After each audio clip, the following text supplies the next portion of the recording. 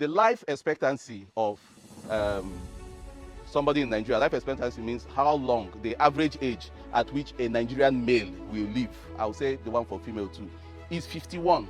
Because yes, when you know things that are against you, you will be able to organize your own life so that you can have an advantage over it. The average age is 51. So it means that by the time a man gets to 51 years, if he looks at the people that were born together with him, half of them are dead. It's actually more than that. You understand? It's a truth. For the females, it's 53. And one of the greatest contributors to this is high blood pressure. The worst side of high blood pressure is to have it and not know that you have it. Because medically, if your pressure remains elevated, if it remains high for 3 days, the organs of your body are already running at a risk. So if you do not measure your blood pressure, it means it's possible you've been having it for years. And that's why people suddenly have organ failures like kidney failure, liver failures, and so on. Because they've had it for a long time and they don't give a damn. You understand? So at the end of the day, when it comes, it now hits very hard. And at the time it is about to come, is the best time to manage it so that you may not really depend on drugs. It's just lifestyle changes that you need to make and be able to handle it. Once somebody has high blood pressure, it's difficult for you to live up to 30 more years. A lot of us are playing with it. It's called the silent killer, but it's a fact. You need a lot of care, a lot of management to live up to 30 more years or beyond.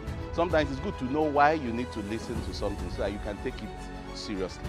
It's difficult to live for up to 30 more years. The best way to measure blood pressure and know whether it's high or low is the use of the instrument, the blood pressure monitor. It is supposed to read below 120 on top and 90 below. The one on top is called systolic. The one below is called diastolic. They all have their meanings. The one on top is the pressure that is read when the blood, the heart is pumping the water. That's the water, the blood rather, is coming out.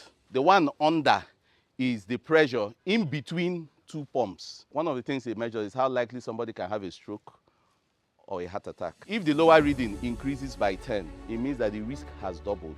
So if at 80, as I would say and almost correctly, it means that you have a probability of having a stroke or a heart attack. So if it becomes 90, what does it mean? The probability is that it will happen once in what? 20 years. If it becomes 100, it means what? Once in 10 years.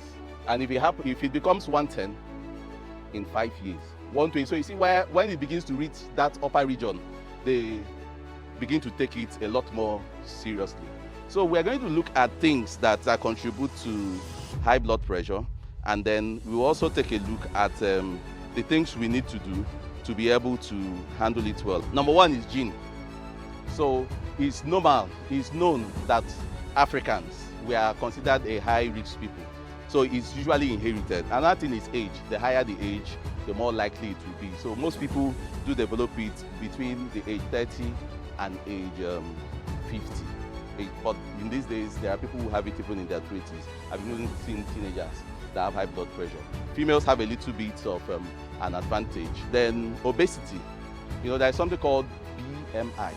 For every height, there is a weight that is okay for you. Physical inactivity is another thing. I've always wondered that sitting down for 3 hours at a stretch is worse than smoking. The effect on the body is worse than smoking. So you are laughing at a smoker, but you're sitting down for 3 hours at a stretch. If you're a driver, if you drive after a while, pretend like say you won't go peace. Use style, you know, and then come back and continue what you're doing.